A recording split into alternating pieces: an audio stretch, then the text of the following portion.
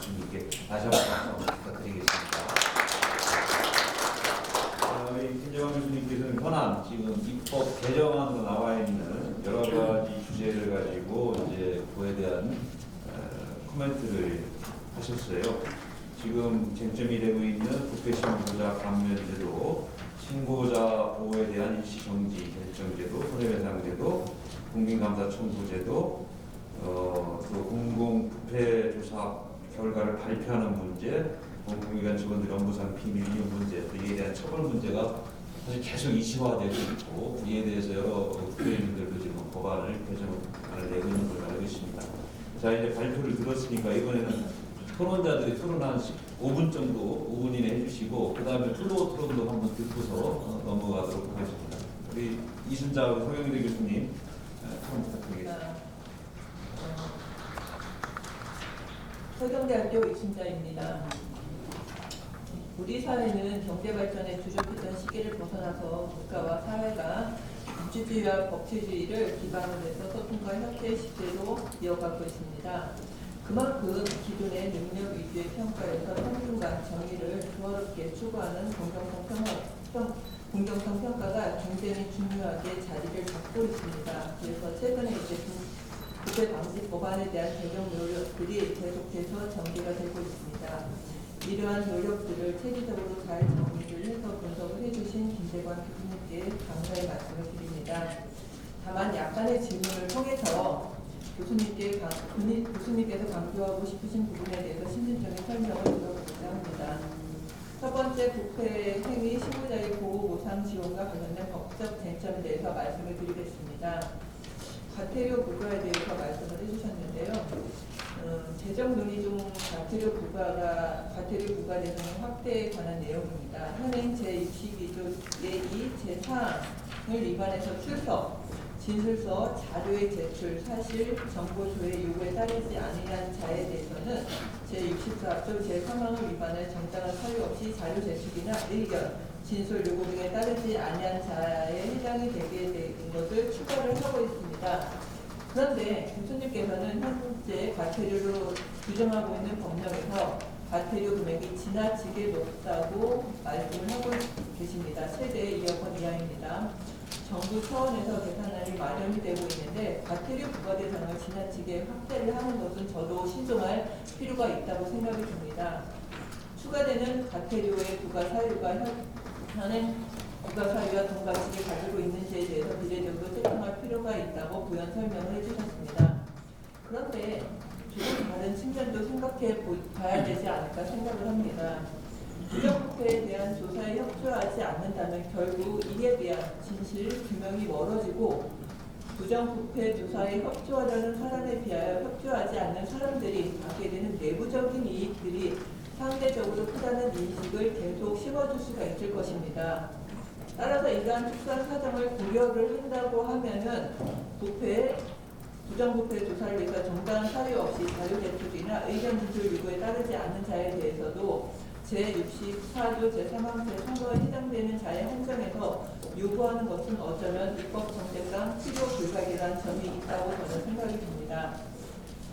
다시 한번 질문을 드리자면 과태료 부과에 대한 확대와 금액의 상향은 일반적으로는 바람직하지 않지만 부패 조사와 관련된 이 경우에는 예외적으로 허용될 여지가 있는 것은 아닐런지 질문을 드립니다.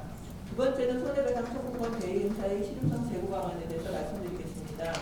현행법 제68조 부정, 부패 행위 신고자 및 협조자 등이 그 신고를 해서 치료비용, 손실액 등의 경제적 손실을 입은 경우 국민권익위원회가 구조금을 지급할 수 있도록 하고 구조금을 지급하려는 피지급자가 가지는 손해배상 청구권을 대위하도록 하고 있습니다. 그러나 말씀하신 바와 같이 국민권익위원회가 이러한 손해배상 청구권을 대회하는 과정에서 해당 손해를 발생시킨 자의 변제 능력을 구체적으로 파악을 할 수가 없어서 효율적인 권리 행사가 어렵다는 점을 고려해서 제68조 2를 신청해서 피해 원인 제공자의 자료 요청 등의 법적 근거를 마련하는 법안이 진행되고 있다고 하셨습니다.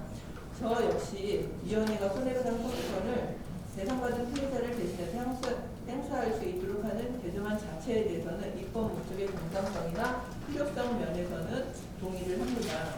그러나 개인정보 보호에 예외 규정을 두어서 피해 원인자들에 대한 재산 정보, 주민등록 수정 등의 인적사항 정보 등에 대해서 광범위하게 자료 확인 요청을 관계 기관에게 할 수 있도록 하는 부분에 대해서는 저는 반드시 재검토가 필요하다고 생각이 듭니다.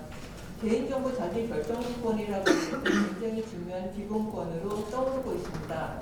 이런 기본권의 본질적인 부분을 과도하게 침해할 수 있다는 점에서 세밀한 입법적인 장치를 하지 않으면 헌재 위헌 결정을 받을 수도 있을 것입니다. 그렇다고 해서 피해 원인자들에 대해서 재산조사에 대한 부분도 포기를 할 수 없는 부분입니다. 따라서 피해 원인자와 원인 제공의 범위를 구체적으로 특정하도록 하는 요건 규정을 추가하도록 해서 입법을 하여야 한다는 생각을 가지고 있습니다. 그렇다면 과연 이러한 요건을 설정하기 위한 구체적인 방법에 대해서 어떤 아이디어가 있는지 고견을 부탁드리겠습니다. 세 번째, 시민의 감시 및 참여 기능 확대에 관련된 법적 쟁점에 대해서 말씀을 드리겠습니다. 국민감사 청구 제도의 적시성, 실효성 확보에 대해서 질문을 드리겠습니다. 현행법에 따르면 국민감사 청구 제도가 실시가 되고 있습니다. 제가 보기에는 여기에서 이런 개정 내용의 성격은 현행 국민감사 청구 제도의 실효성 확보를 위해서는 300인 이상의 국민의 연수로 감사의 청구를 하는 경우에는 감사 실시에 대한 재량을 축소하고 기소성을 강화하고자 하는 그런 취지로 보입니다. 부패 방지를 위한 국민 감사 청구 제도는 시민의 감시 및 참여 기능을 위해서 매우 중요한 역할을 할 수가 있습니다. 일종의 직접 민주주의 역할을 할 것으로 보입니다. 국민 감사 제도가 이성적으로 운영이 된다고 하면 더 나을 없이 굉장히 좋습니다. 그렇지만 지나치게 고수와 고발이 난무하는 사회 속에서는 자칫 국민 감사 제도가 감정적이거나 정치적인 의도로 날용되고 악용이 될 수도 있습니다. 그래서 건강한 민주주의가 어려울 수도 있습니다. 그래서 개정안에 대해서 국민 감사의 기초성을 강화하는 것을 수반한 이러한 또 다른 어려움들에 대해서는 어떻게 생각하시는지 개정안의 내용과 관련해서 고견을 부탁드리겠습니다. 마지막으로 공공기관의 청렴도 관련된 법적 쟁점에 대해서 말씀을 드리겠습니다. 공공기관 도태에 관한 조사, 평가, 과태료 부과에 대해서 질문을 드리겠습니다. 공공기관 청렴도 평가 결과 3년 연속 평가 등급이 가장 낮은 경우 또는 평가 등급이 낮아지는 경우에 공공기관에 대해서는 국민권익위원회가 현장 실태 점검을 하도록 하고 평가 과정에서 거짓 자료 등을 제출하거나 정당한 사유 없이 자료 등의 제출을 거부하는 경우에 1,000만 원 이하의 과태료를 부과하도록 해서 공공기관의 부패 발생을 효율적으로 예방하고 청렴한 공직 및 사회 분들을 확립하도록 개정안이 제시가 되고 있다고 말씀을 하고 계십니다. 저는 공공기관의 평가 과정에서 거짓 자료 등을 제출하거나 정당한 사유 없이 자료 등의 제출을 거부하는 경우 1,000만 원 이하의 과태료를 부과하도록 하는 개정안에 대해서도 마찬가지 맥락에서 질문을 드리겠습니다. 만약에 LH 직원들이 내부 정보를 위해서 투기와 부정 축제를 해온 사건들을 보듯이 공공기관의 관계자들이 1,000만 원 이하의 과태료와는 비교할 수 없는 부패의 과실을 누려오고 있습니다. 그 연결체를 갖다가 끊을 의지가 없다고 한다면 이런 과태료 규정은 어쩌면 1,000만 원 이하의 부패 열매 사안에 대해서만 효과가 있는 것은 아닐까 우려가 됩니다. 과태료 규정의 효과성을 효율, 실효성을 위해서 금액을 상향하는 데에서의 고민이 필요하지 않을까 생각이 듭니다.